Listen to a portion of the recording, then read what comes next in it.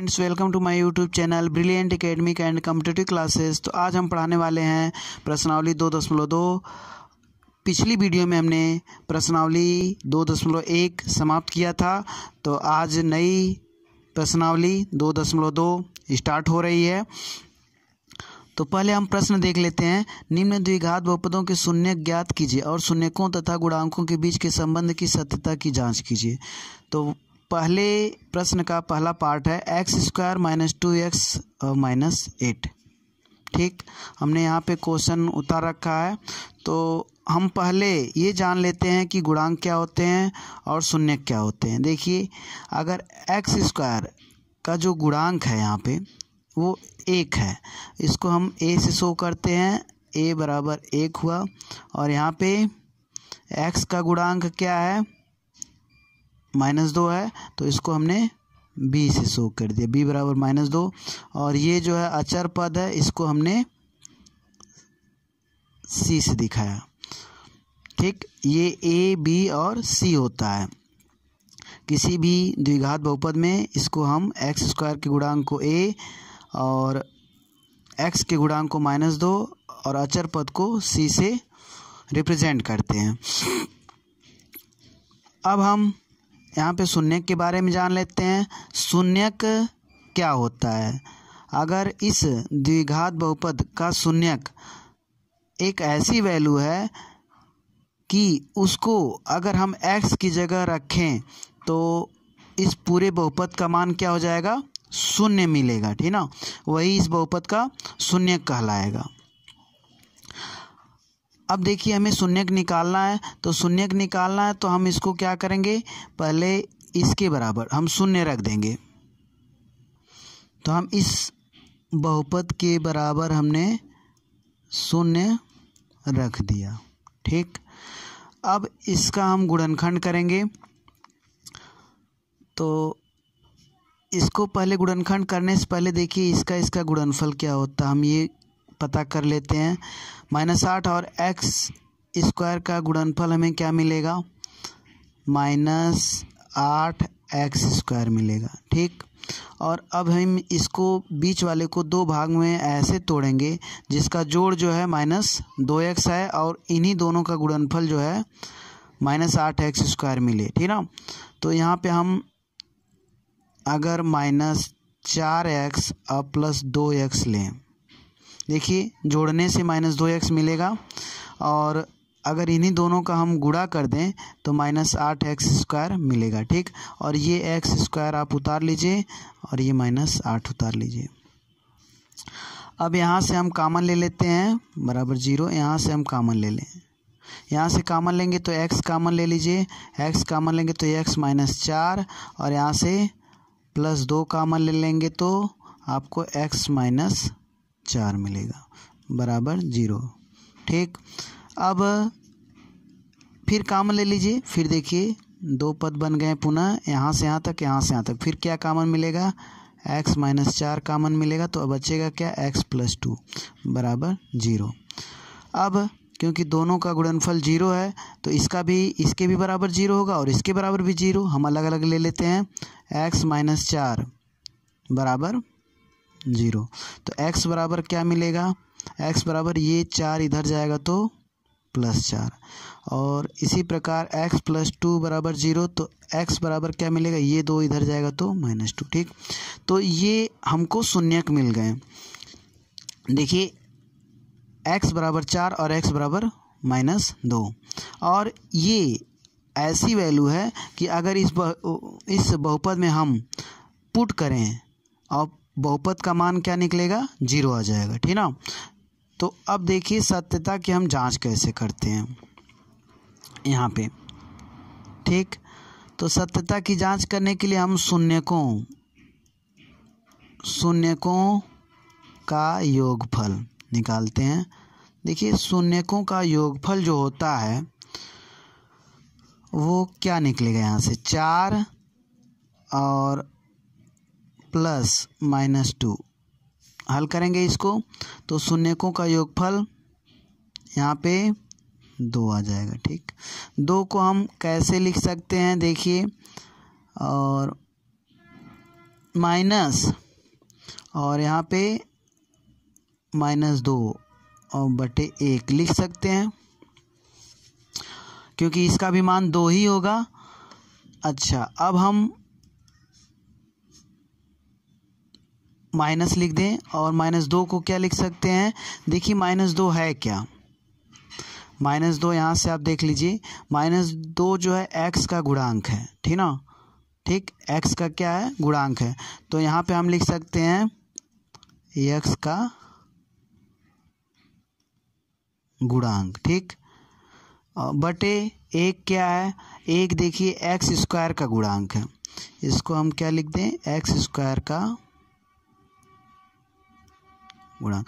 देखिए ये शून्यकों में संबंध होता है, जब भी हम शून्यकों का योगफल निकलेगा वो जो है इसके बराबर होगा, ठीक, x का गुणांक बटे एक्स स्क्वायर का गुणांक और माइनस आगे रहेगा, ठीक, माइनस और x का गुणांक बटे एक्स स्क्वायर का गुणांक, ठीक। अर्थात हम कह सकते हैं कि माइनस x का गुणांक को हमने क्या लिखा था, x के गुणांक को, देखिए x के गुणांक को हमने b लिखा था, अर्थात हम यहाँ पे क्या लिख सकते हैं, -b बाई एक्स स्क्वायर का गुणांक को a से शो किया था तो a, ठीक। तो शून्यकों का योगफल हमेशा किसकी, -b बाई a के बराबर होगा, या कह सकते हैं -x का गुणांक बटे एक्स स्क्वायर का गुणांक के बराबर होता है। अब आते हैं यो गुणनफल देख लेते हैं, शून्यकों का गुणनफल, ठीक, 4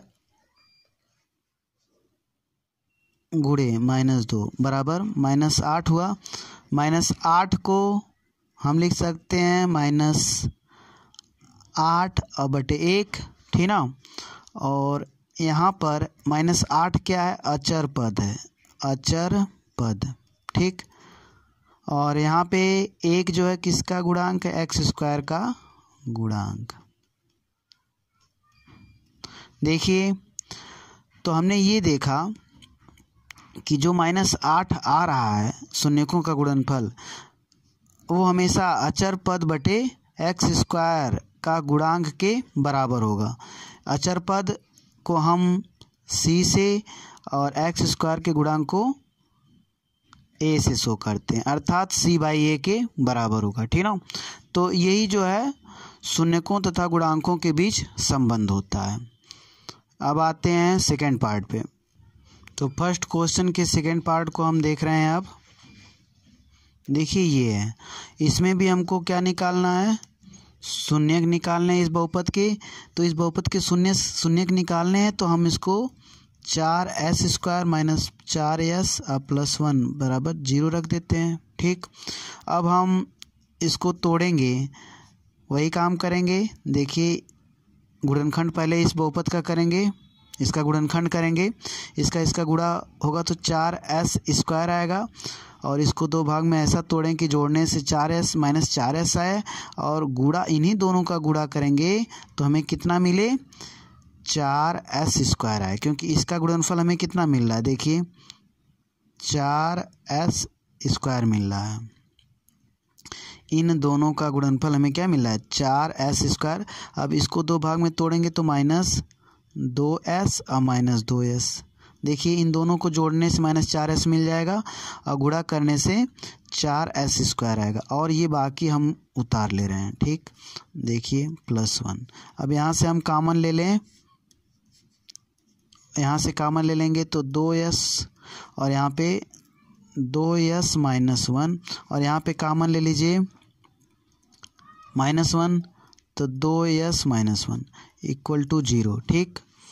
अब देखिए हम फिर कॉमन ले लें, 2s माइनस 1 कॉमन लेंगे तो अंदर क्या बचेगा, देखिए यहाँ पे कॉमन ले लीजिए तो अंदर बचेगा 2s माइनस 1, ठीक, बराबर 0। अब हम एक बार इसके बराबर 0 रखें, 2s माइनस 1 बराबर 0, ठीक। तो हमें इससे क्या मिलेगा, 2s बराबर 1 और s बराबर 1/2। ठीक, और इसी प्रकार यहाँ पे भी सेम है तो सेम मिलेगा हमको, और s बराबर हम डायरेक्ट लिख दे रहे हैं क्योंकि यहाँ पे किया गया है s बराबर 1/2। ठीक ना। देखिए ये दो शून्यक निकल गए। अब शून्यकों का योगफल अल्फ़ा प्लस बीटा भी लिख देते हैं, तो यहाँ पे लिख लें शून्यकों का योगफल। ठीक ना। कभी कभी इसको अल्फ़ा प्लस बीटा से भी शो कर दिया जाता है। ये दो शून्यक है अल्फ़ा प्लस बीटा। तो देखिए शून्यकों का योगफल क्या होता है,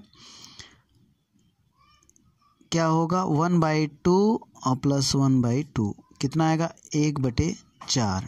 ठीक, 1/4 हमको मिला। अब हम इसको ऐसे भी लिख सकते हैं माइनस, और सॉरी यहाँ पे जो है 1/2 ऐड करेंगे तो 1 होगा। ठीक ना। तो यहाँ से हम 1 लिख देते हैं इसको। तो देखिए हमने देखा 1/2 1 हुआ। 1 को हम ऐसे भी लिख सकते हैं, ठीक, 1/1। तो देखिए हमने यहाँ पर माइनस, अब b जो है -4 और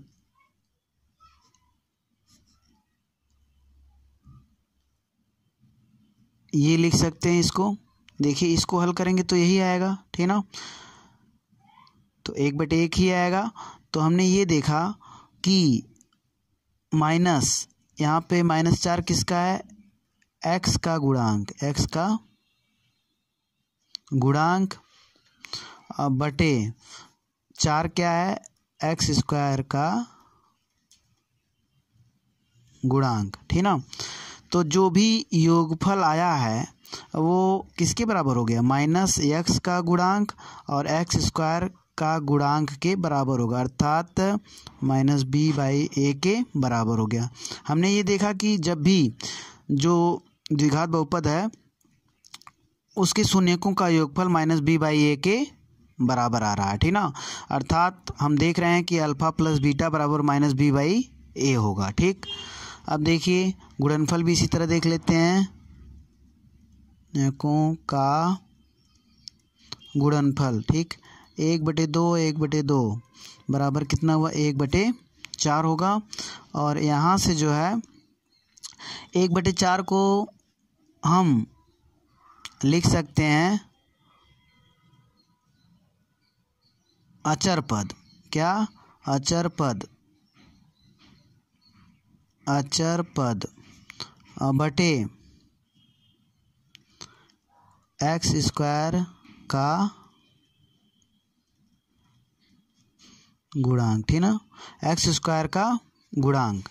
देखिए अब अचर पद को हम c लिख सकते। देखिए अचर पद यहाँ पे क्या है, 1 है। अचर पद क्या है यहाँ पे देख पा रहे हैं आप, 1 है, और यहाँ पे अचर पद 1 है और x² का गुणांक 4 है। तो हमको ये लिख सकते हैं इसके बराबर अचर पद बटे x² का गुणांक।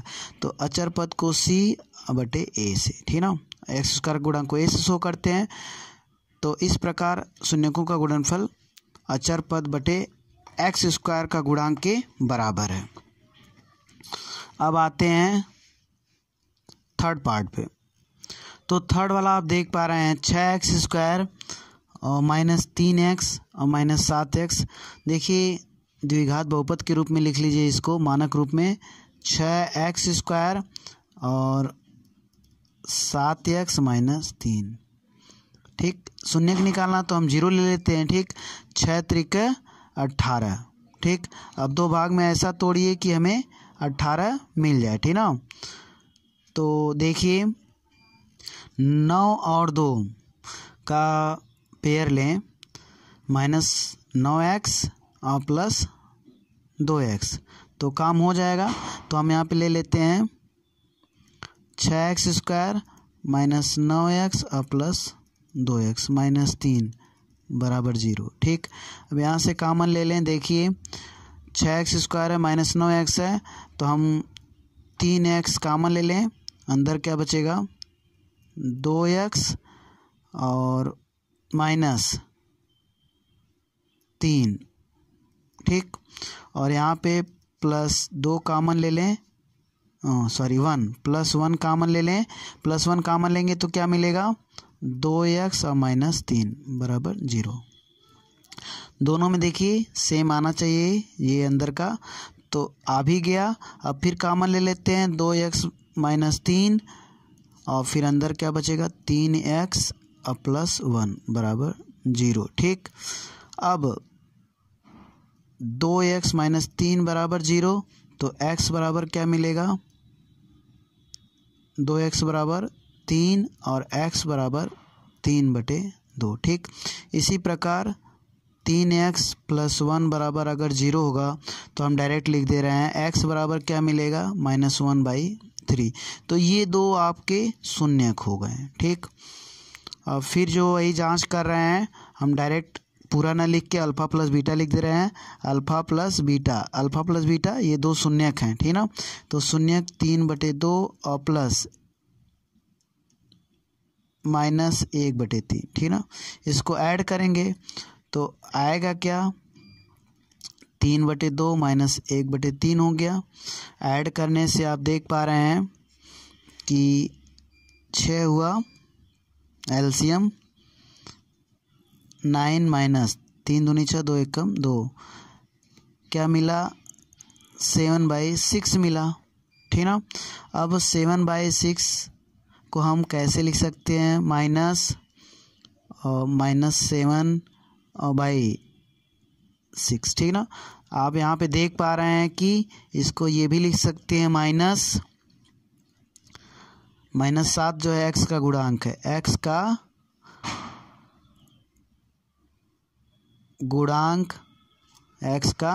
गुणांक और बटे x² का गुणांक। ठीक, तो इस प्रकार हमने देखा कि प्रत्येक द्विघात बहुपद में जो शून्यकों का योगफल आ रहा है वह -x का गुणांक और बटे x² के गुणांक के बराबर हो रहा है। ठीक, अब यहाँ पे देख लेते हैं गुणनफल अल्फ़ा इंटू बीटा 3/2 और गुणे -1/3। अगर हम गुणा कर दें 3 एकम 3 -3 यहाँ पे काट दीजिए, देखिए यहाँ पे कट जा रहा है, ठीक ना। तो -1 क्या आया -1 और बटे 2 आ गया, ठीक ना। ठीक, अब देखिए -1/2 को क्या लिख सकते हैं, -1 किसका गुणांक है। इसमें देखिए आप काटना नहीं, आप काट के ना लिखें, ठीक ना। तो देखिए यहाँ पे हम काटे ना इसको, -3/3 दूनी 6, ठीक ना। तो -3/6 हुआ और यहाँ पे हम इसको लिख सकते हैं -3 किसका गुणांक है, देखिए c अचर पद है, ये क्या है अचर पद, बटे 6 किसका गुणांक है x² का, तो हम x² का गुणांक, ठीक ना। तो ये भी आपका जांच हो गया। ठीक, अब आते हैं नेक्स्ट पहले के 4th पार्ट पे। तो ये देखिए आपका है 4u² प्लस 8u है, ठीक ना। ये भी द्विघात बहुपद है, ठीक ना।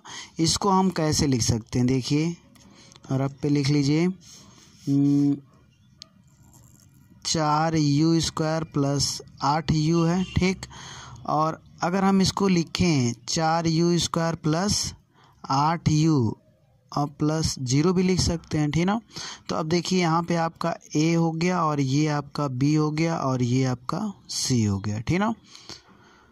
तो इस प्रकार ABC हमको इसमें मिल गया। ठीक, अब देखते हैं, क्योंकि इसका शून्यक निकालना है तो हमें 4u² प्लस 8u बराबर 0 लिख लें। ठीक, यहाँ पे 4u कॉमन ले लीजिए, 4u कॉमन लेंगे तो 2u प्लस यहाँ पे u केवल होगा, तो u प्लस 2, ठीक, बराबर 0। अब हम इसको लिख सकते हैं 4u - 0 और इसको u+2 लिख सकते हैं बराबर 0। ठीक, अब यहाँ से 4u बराबर इसके बराबर 0 लेंगे तो 0 और u बराबर 4u बराबर 0 होगा और u बराबर क्या हो जाएगा, 0 में 4 से भाग देंगे तो 0 ही आएगा। ठीक ना, u बराबर एक वैल्यू क्या आई, 0 आ गई। ठीक, और यहाँ पे u बराबर -2 आ जाएगा, इसके बराबर अगर 0 लेंगे तो। ठीक ना, यहाँ पे लिख लीजिए u+2 इक्वल टू 0, तो u बराबर -2। ठीक, देखिए अब शून्य की जांच कर लेते हैं। तो अल्फ़ा प्लस बीटा बराबर दोनों शून्य जो निकले हैं 0 और -2, तो 0 + -2 जोड़ेंगे तो हमें -2 मिलेगा। -2 को हम लिख सकते हैं माइनस, और यहाँ पे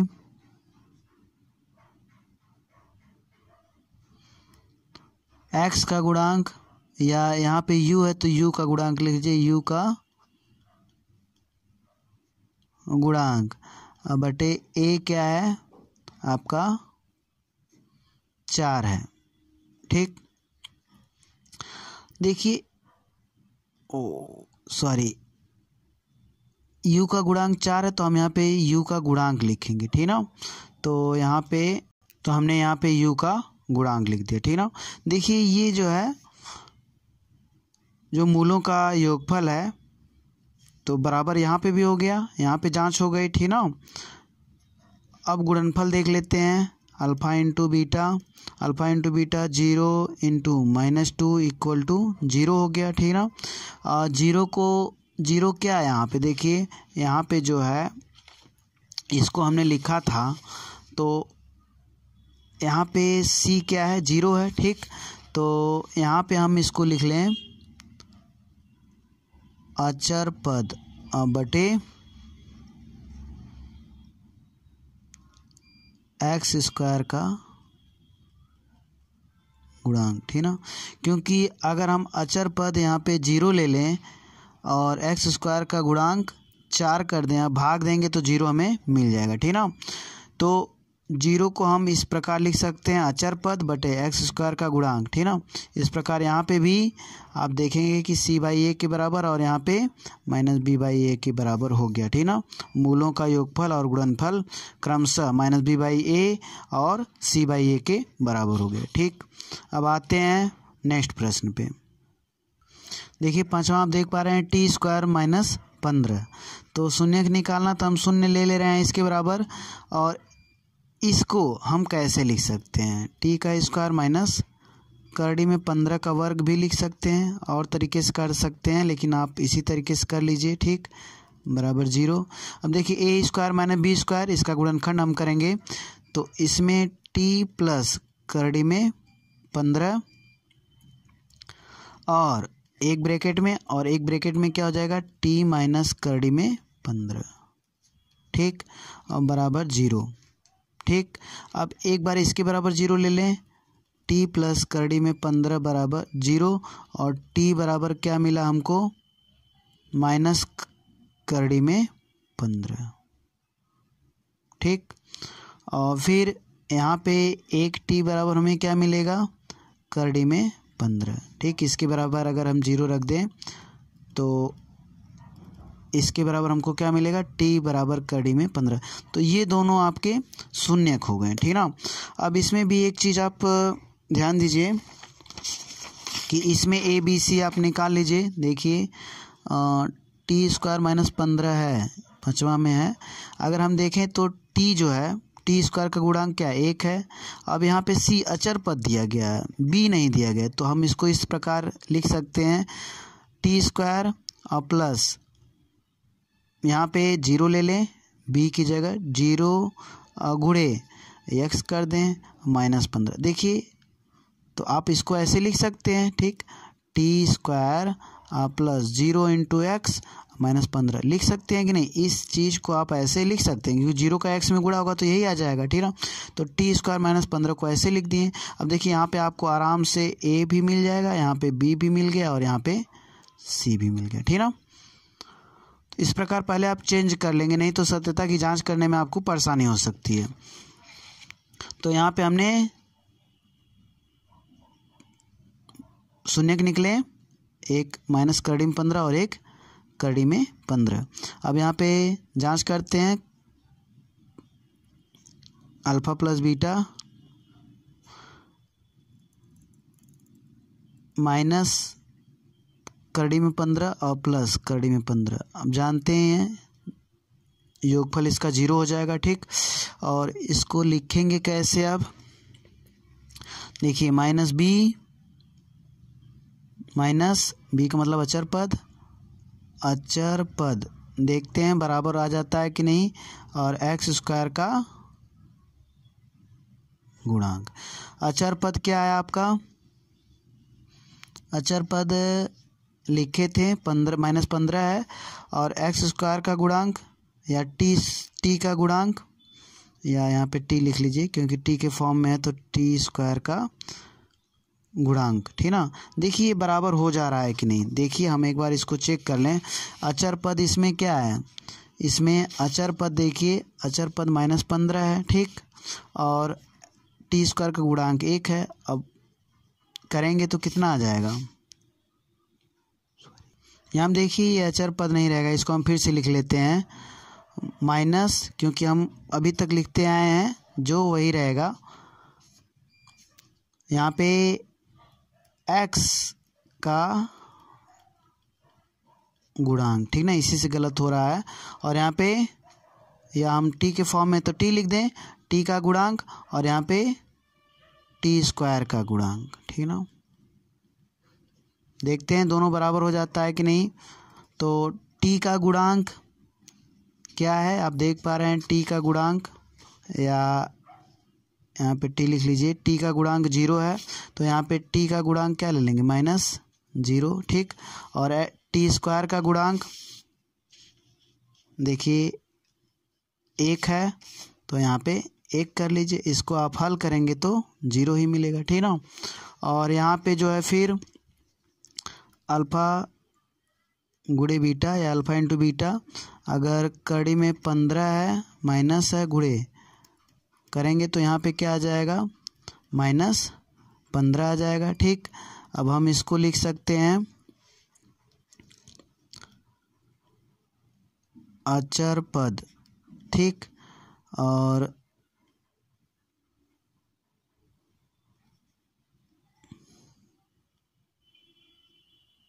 टी स्क्वायर का गुणांक, ठीक ना। तो अचर पद आप देख पा रहे हैं -15 है, और टी स्क्वायर का गुणांक 1 है। अगर हम गुणा करेंगे तो -15 आ जाएगा। हमने यहाँ पे चेक भी कर दिया इन दोनों क्वेश्चन में कि दोनों बराबर हो जा रहा है, ठीक ना।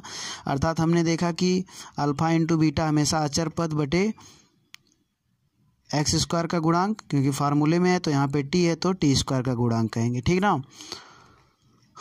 और यहाँ पे देखिए ये क्योंकि क्वेश्चन जो है यहाँ पे अचर पद लिखा गया था, इसलिए जो है उत्तर की जांच सही नहीं हो पा रही थी, ठीक ना, सत्यता की जांच नहीं हो पा रही थी। लेकिन जो ही हमने सही रखा टी का गुणांक और टी स्क्वायर का गुणांक, तो ये जो है 0 हमें मिल गया, ठीक ना। अब देखिए आते हैं नेक्स्ट क्वेश्चन पे। नेक्स्ट देखिए ये है 3 4 जा 12, तो हम इसको ब्रेक करेंगे। पहले 3x² ये उतार लेते हैं, और दो भाग में ऐसे ब्रेक करिए कि -1 आ जाए या -x आए जोड़ने से, और गुणा करने से 12x² आए, ठीक ना। तो देखिए -4x और +3x, ठीक, और -4 इसके बराबर 0 ले लीजिए। शून्य का हमें निकालना है, तो शून्य रख लेते हैं। यहाँ पे कॉमन लेंगे, x ले लीजिए, ठीक ना। x कॉमन लेंगे तो अंदर क्या मिलेगा? 3x -4, ठीक। और यहाँ पे +1 कॉमन ले लीजिए, 3x -4 बराबर 0, ठीक। अब यहाँ से 3x -4 और एक ब्रैकेट में x +1, और बराबर 0। तो यहाँ पर हमें क्या मिलेगा, इसके बराबर अब 0 ले लेते हैं, 3x - 4 बराबर 0। तो x बराबर देखिए, x बराबर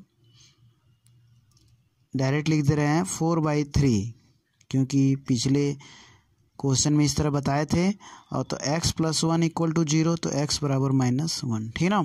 अब हम अल्फ़ा प्लस बीटा देख ले रहे हैं।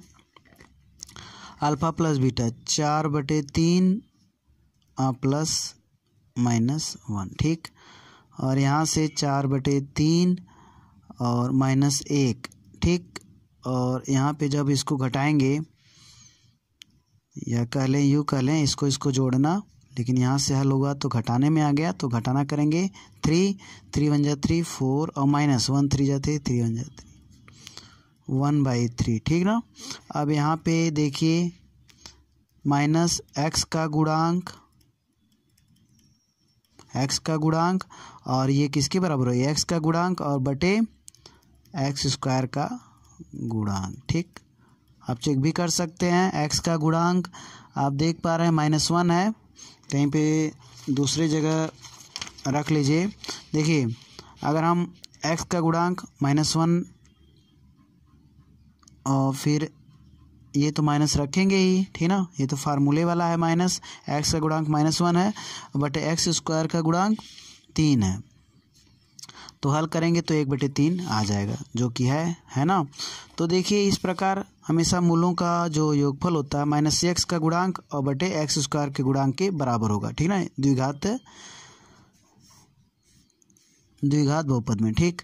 अब देखिए फिर अब अल्फ़ा इंटू बीटा निकाल लेते हैं। अल्फ़ा इंटू बीटा 4/3 और इंटू कर लेते हैं -1, ठीक। तो बटे 1 कर लीजिए, गुणा करने में आसानी होगी। 4 × 4 -4 और बटे 3 × 3। तो यहाँ पे हम लिख सकते हैं अचर पद और बटे x² का गुणांक, ठीक। देखिए अचर पद क्या है, -4 है और x² का गुणांक क्या है, 3 है, ठीक। तो इसके बराबर हो गया, ठीक। तो इस प्रकार जो है प्रश्नावली 2.2 का फर्स्ट क्वेश्चन का सभी पार्ट समाप्त हुआ। तो आगे की वीडियो देखने के लिए चैनल को लाइक, सब्सक्राइब और शेयर करें, और अगली वीडियो में हम प्रश्न नंबर 2 समझाएंगे।